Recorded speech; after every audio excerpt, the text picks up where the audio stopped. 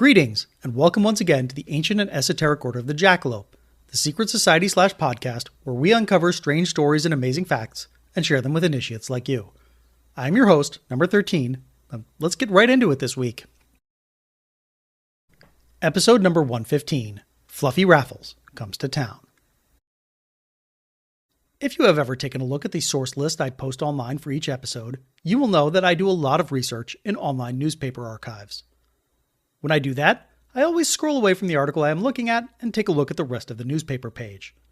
If nothing else, it helps provide some historical context for what was happening in the world at the same time. If I'm lucky, I'll find a bizarre headline or a weird ad or a funny political cartoon I can post on social media. If I'm really lucky, I'll stumble across my next episode topic. At some point, I stumbled across an article with the title, Fluffy Raffles is Among the Missing. Weird. Seemed to be a story about some adventurous socialite with the improbable name of Fluffy Raffles playing a strange cat and mouse game with the police. I saved a copy of the page and made a mental note to return to it later. Then I found an almost identical article, published a few weeks later, in a different city. That didn't strike me as terribly unusual.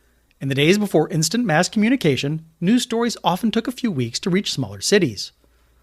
But then I found a nearly identical article again, published a few months later in Hartford, Connecticut. Then a few years later in Wilkes-Barre, Pennsylvania. Then a decade later in Sioux City, Iowa. What the heck was going on? I had originally assumed these stories were factual. After all, they were appearing on the front page of prominent newspapers next to legitimate news stories. I quickly learned that was not the case when several papers began showing journalistic ethics and started labeling them as ads. Once I realized this was some sort of ambitious marketing campaign, that explained a lot. But I still had no idea who or what was behind it. The only attribution was an enigmatic copyright statement crediting everything to CDA Advertising. I figured that was a 3-letter acronym for some long-defunct agency and that I would never be able to decode it. Then one of the articles screwed up and published a full name instead of just an acronym. That proved to be the key to the whole story of the mysterious Miss Fluffy Raffles. Before I can get to that story, I have to lay some groundwork. At the beginning of the 20th century, fluffy ruffles was a fashion trend, all about extravagant lace billows at the neckline, sleeves, and hem. If it helps, picture Judy Garland and Meet Me in St. Louis. Like many contemporary trends, fluffy ruffles inspired an archetype. Miss Fluffy Ruffles was a new type of the American girl, distinctive, hearty, and swagger, a bit masculine in her garb and posing, but neat and graceful. She was also a bit of a flibbertigibbet, a modish fashionista pursuing the trends of the day, even if that meant wearing outfits which were impractical and over the top. Think of her as a sort of proto-flapper, more mischievous than rebellious. The idea was popularized by a 1907 comic strip syndicated by the New York World. Well, I say comic strip, but Fluffy Raffles was really a Prince Valiant-style illustrated page, pairing the comic verse of Carolyn Wells with the lavish illustrations of Wallace Morgan. That was some top-tier talent. Wells was one of the nation's best-known humorists, and Morgan was one of the most sought-after newspaper artists of the day. Every week they presented a new tale where our chameleonic heroine donned a new costume and got into a hilarious escapade. The comic strip was so popular that less than a year later, Broadway impresario Charles Frohman adapted it into a musical comedy. It had a book by John J. McNally, music by Jerome Kern, a libretto partially composed by George Grossmith Jr., and featured popular ingenue Hattie Williams in the lead. It was a spectacle, featuring several dozen costume changes over the course of 2 acts. With Fluffy Ruffles taking the nation by storm, it was only a matter of time before she became the subject of parody. The easiest joke, and therefore the most popular joke, involved mashing her up with the similarly named A.J. Raffles, the dashing gentleman thief who was also a master of disguise known for quick changes. One of the many, many people who made that joke was her very own creator, Carolyn Wells. Wells wrote a handful of parodies where literary detectives like Sherlock Holmes and Lupin I joined together as the Society of Infallible Detectives. In 1917's Cherchez la Femme, the society finds itself at a dead end and calls in the assistance of Miss Fluffy Raffles. She was dressed in a filmy, shimmering sheen of Shuffy Flaffon and wore a garden hat 2 sizes too big for her, with oodles of tiny pink rosebuds clinging clusteringly around it. This was her business suit. You ought to have seen her when she was dressed up. She took one of the 17 chairs the men offered her, some were so distracted they offered 2 at a time, and crossing her little white shoes, and even that they were big enough for her, she said demurely. Her little emery cushion of a mouth was the kind that always spoke demurely. Well? Miss Fluffy Raffles then uses her uniquely feminine talents to solve the problem that has stymied the men. I would like to say that Cherche la Femme is an amusing story, but Ball's work hasn't aged all that well. Her timing was also off. Fluffy Ruffles may have lingered in her creator's memory, but the rest of the world had long since forgotten her. The Broadway show only lasted a few months, and the comic strip only outlasted it by a year. And of course, someone else had already beaten Wells to the joke by more than a decade. Charles d'Argentage was born May 22, 1881 in Paris, France. By 1900, he was an orphan in the care of his older sister and brother-in-law, who dumped him off at a Copenhagen military academy. After graduation, he served a stint in the Danish army, with postings overseas in Iceland and Greenland. He was discharged in 1902 and promptly emigrated to the United States. D'Argentage dreamed of being a great comic playwright. Unfortunately, he was not a very good writer. English was not his first language, or his second, or even his third. His dialogue tended to be readable but not natural, and stilted dialogue kills comedy. It did not help that his sense of humor was not very American either. He did not let that stop him. Copyright registries showed that he churned out numerous sketches and short plays for the burlesque theater. It is doubtful that any of them were ever performed, and the scripts are long lost, so all we have left are a few less than tantalizing titles. Of particular interest are 1906's The Mysterious Dolly Dimple, a comedy sketch in 1 act, 2 scenes, 1910's The Mysterious Mr. Raffles and His Hounded Life and Thrilling Experiences of Eluding Capture, and 1908's Fluffy Raffles, a comedy sketch. So yeah, D'Argentage got there first, even if no one else ever saw it. At some point, D'Argentage realized that the theater was never going to love him back, so he took a day job in marketing and sales. It turned out that while his stilted and overly formal writing style didn't really work on stage, it did make for perfectly serviceable ad copy. For more than 30 years, he worked for dozens of commercial interests all over the United States. He never remained with any individual client for long because his bag of tricks was very limited. One of those tricks, though, was a real doozy, because he essentially took his Fluffy Raffles sketch and turned it into a primitive alternate reality game. The structure of the game was deceptively simple. About a week before it was due to start, articles would begin appearing in the local newspaper. What I'm about to read is a composite of several different versions. Miss Fluffy Raffles missing again. Woman of mystery disappears and the police fear more pranks. Boston, May 17th. Fluffy Raffles is once more among the missing. This remarkable young woman of mystery has entirely disappeared from view and all trace of her whereabouts have been lost. The police want to know where they can get their hands on Miss Fluffy, for she has a way of giving them all sorts of annoyance when she is not under surveillance. While there is nothing malicious about the young woman, she has a way of causing trouble. She is proud of her mischievousness in the Raffles line and enjoys her adroitness in mingling in crowds and relieving men of handkerchiefs and the like, just to enjoy the discomfiture when she returns the property the next day. She's been known to visit police headquarters at 11 o'clock in the morning and return 2 hours later, and even the shrewdest detective unable to discover that she was the same woman who had visited earlier in the day. It was declared during the early part of this game that it would be an impossibility for Miss Raffles to visit New York, Philadelphia, and other cities, and return to Boston without being detected by some member of either the uniformed police or some member of a private detective agency. To make good on her boast that it was more than possible, Miss Raffles actually tried conclusions with the police chief of those cities she trailed through, and here comes the question as to just how long the woman of mystery could really maintain an incognito should she so care. Should Miss Fluffy Raffles again attempt her dangerous experiment of inviting the general public to make a free-for-all search for her, the police of this country will have another opportunity of determining speedily just how strong they really are in the matter of criminal identification, when it comes down to apprehending such a clever little woman as Miss Raffles has proven to be. The articles tended to lay on the superlatives really thick.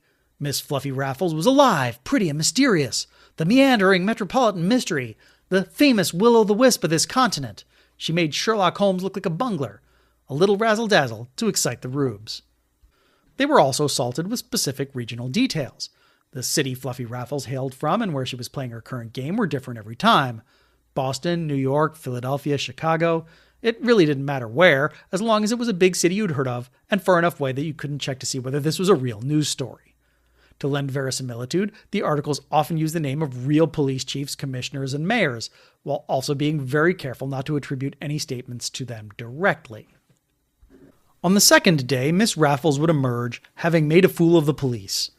That would be followed by an op-ed from the owner of some local business, declaring that while the people of Boston or New York or Philadelphia or Chicago or wherever were slow on the uptake, Miss Raffles would never be able to get away with tricks like that here. That would then turn into a war of words, culminating in a friendly wager. Miss Raffles would come to town and wander around in disguise. She was so confident in her own ability to remain undetected that she would award anyone who recognized her a cash prize, usually a gold coin or certificate ranging in value from $10 to $200.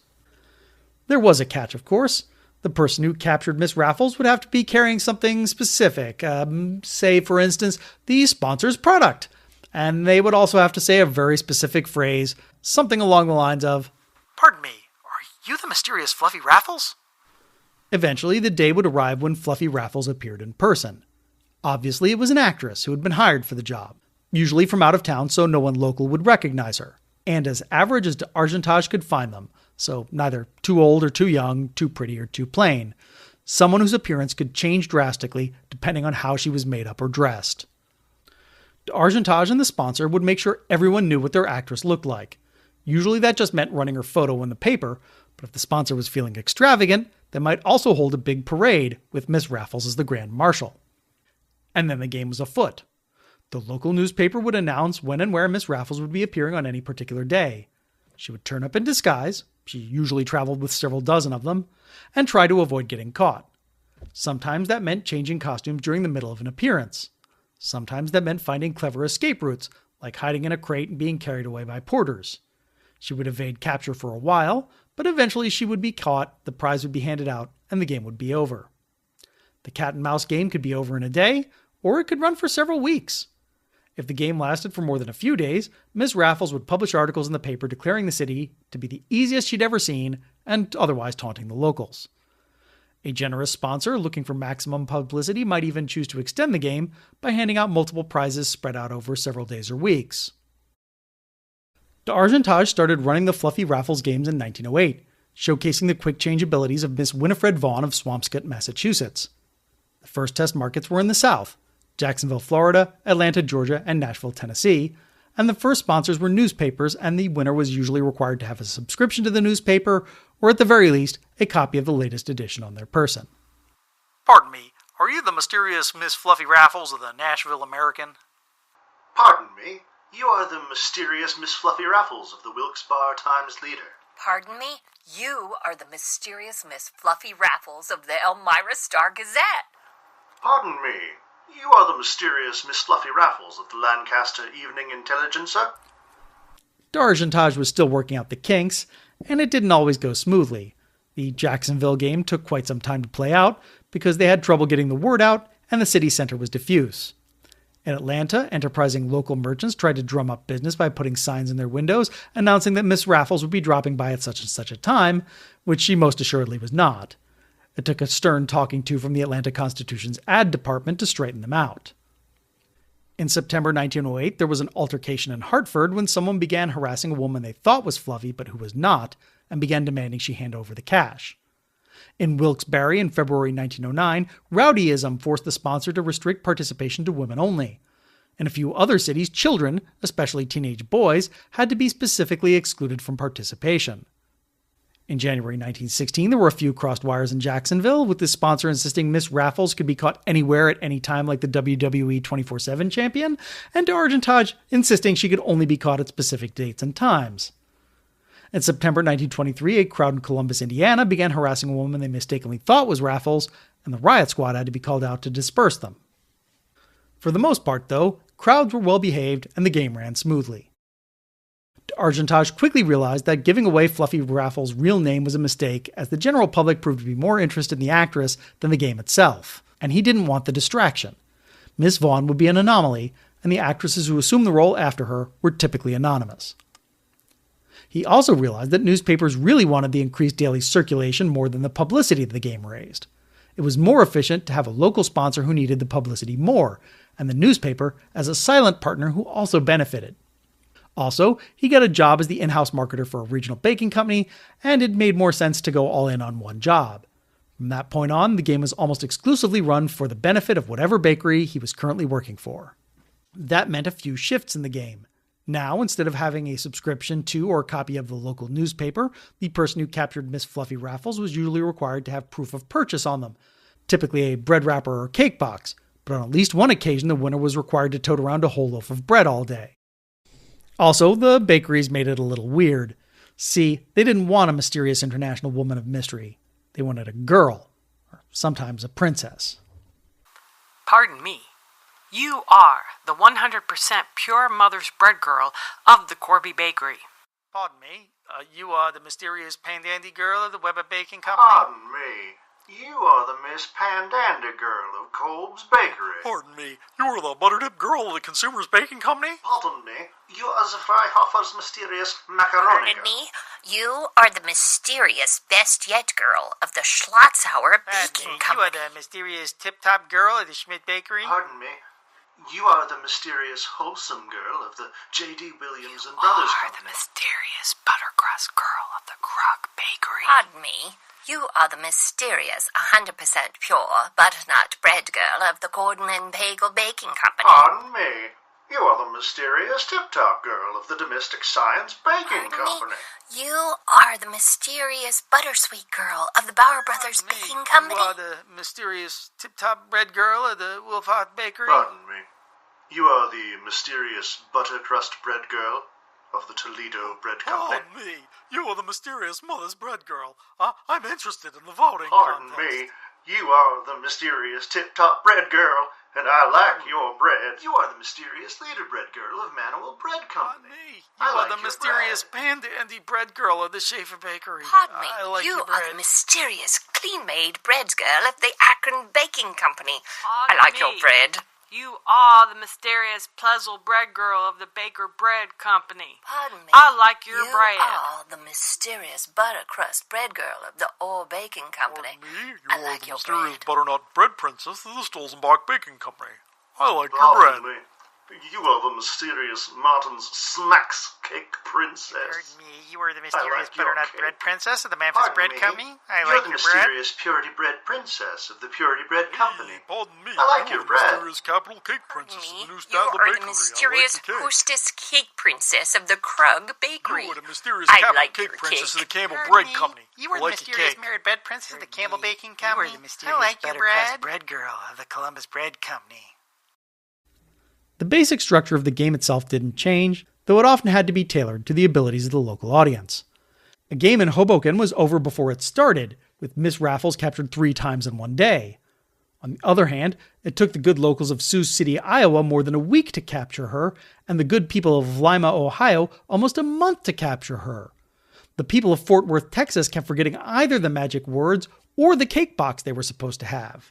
In a few cases, the local paper had to help the game along by publishing the exact details of Miss Raffles' outfit every day. Even that did not help the people of Birmingham, Alabama, who proved to be so thick that she ultimately had to discard her disguises entirely in order to get captured. In August 1914, the Baker Bread Company of Zanesville, Ohio decided to get clever and earn money by withholding Miss Raffles' picture from the local paper, only printing it on the inside of wrappers for Plaisall bread. That did not go down well and was never repeated. In addition to traveling incognito, sometimes Miss Raffles would randomly stick dollar bills in bread wrappers, or drop by suburban homes to give housewives $1 if they had a loaf of the bakery's product in their kitchen. Sometimes she would spread out over several small cities, like when she hit up towns in Ohio served by the same regional bakery. Pardon Pardon me. me. You You're are the mysterious stone cake princess. I I like like your your cake. cake. Or her extended jaunt through East Texas, Arkansas, and Louisiana, where she not only promoted Stone's cakes, but also the local grocers who footed most of the bill for the promotion. Pardon me, you are the mysterious Stone's Cake Princess of Pardon the Stone's me. Baking You are Company. the mysterious I like your Stone's Cake cake. Princess. I You like your are cake. the mysterious And trade at the Stone's grocery Cake so Princess. different. I Pardon like me. your cake You and are the trade at mysterious the old Stone's reliable Cake grocery. Princess. I like your cake. You are and the trade at the mysterious Texas Stone's Cash Cake Grocery Princess. Company. I like your cake and Pardon trade me. at You are Sam the E. mysterious Wood, stone the cake grocer. princess. I like your cake and trade at Weiner Loeb the grocers. By the early 1920s, the bloom was off the mysterious and alluring Rose. Many of the cities which she had once captivated had all but forgotten her. She became the subject of numerous Remember When and Where Are They Now features, all of which seemed to think that the games had stopped running years earlier. Miss Raffles found herself taking some, let's say, less glamorous bookings. Pardon me, you are the mysterious Miss Fluffy Raffles of the Ohio Brass Company Picnic. That's right, the mysterious Miss Fluffy Raffles was now running around company picnics being chased by small children for the paltry prize of $5. D'Argentage wisely decided to give the gimmick a rest for a few years. When she came back, though, she came back with a vengeance. In February and March of 1927, Miss Fluffy Raffles traveled to Minneapolis on behalf of Purity Bakeries, and this time D'Argentage pulled out all the stops. Purity held a big electrical parade to show off their tasty bread princess to the public, with so many illuminated floats mounted to Studebakers that it was 8 city blocks long. Miss Raffles prepped over 90 costumes, and the Daily Star dutifully published articles announcing exactly when and where she would be available to be captured. All the good citizens of Minneapolis had to do was have a wrapper of Taystee bread or Purity double bread in their possession, approach her on the street and say, "Pardon me, you are the mysterious Taystee bread princess of the Purity Bakeries. I like your bread." She managed to evade capture on her first day by throwing the crowd off her scent, approaching a similarly dressed woman who was carrying a loaf of Taystee bread and giving her the signal. She was eventually caught by young Russell Addis on the second day. That wasn't the end of the game, though. This time there would be a prize every time she was caught over 2 weeks. There was a catch. Every time she was caught, the number of bread wrappers you had to have in your pocket went up by 1. Over the course of the game, Miss Raffles was caught 6 separate times, with the last winner saying the magic phrase and having 7 bread wrappers in their pocket. The game did get a little rowdy. Apparently some players did not always believe local women when they denied being the Taystee bread princess. Other players had to be warned not to jump on her car. Some disgruntled players even accused her of cheating, so D'Argentage had her unmask at the end of every appointment. And amazingly, even after the cat and mouse game ended, Fluffy Raffles didn't go away. For a month she stuck around town, catching a lift on Purity Bakery's delivery trucks so she could drop in on random housewives and give them a dollar bill if they had Taystee bread in their home. She gave out more money on these visits than she had in the first part of the game. And one has to wonder how much Purity spent on all of this, and if it was worth it. But D'Argentage could not deny that the Fluffy Raffles gimmick had been losing steam for over a decade, and Minneapolis should have been its last hurrah. The basic concept might have worked with a slightly different spin, or maybe a new name that wasn't tied to stale pop culture references. No one knew who Miss Fluffy Raffles or AJ Raffles were anymore, so a second-rate mashup was more confusing than it was amusing. The problem was that D'Argentage was not terribly adaptable or creative. He only knew how to run the game the way he had initially conceived of it, and so it became stale and moribund. It did not help that when D'Argentage was working as an employee of a company and not a consultant, he would completely burn out the market. He hit Lancaster, Pennsylvania 3 times, the second time only 2 months after hitting York, despite the fact that the 2 cities are only 25 miles from each other. He could have easily worked Central Texas for years, but instead burned out the market after only a few months. There was also the problem that he was running out of places to hold the game. In smaller cities, there were fewer places for Miss Raffles to get lost, and she stood out like a sore thumb. On top of that, the media market was also changing. When the game started, newspapers were the only true mass media, and 2 decades later, radio was starting to take over. D'Argentage did not understand the medium. The Great Depression was the final nail in the game's coffin. No one had a marketing budget large enough to run extravagant games anymore. They barely had enough money to employ marketers. D'Argentage, seeing the writing on the wall, moved to Port St. Lucie, Florida, and entered a sort of semi-retirement. He brought Fluffy Raffles back one final time in 1933 to promote New Thought guru Lincoln Beach's novel The Golden Urge for a Miami department store. All the residents of Miami had to do was clutch a copy of the book and say the magic words. You are the Golden Urge girl of Sears Roebuck and Company.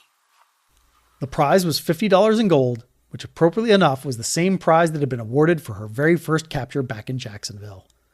Though it is worth noting that due to inflation, in 1933 that $50 had about 2/3 of the purchasing power it had in 1908.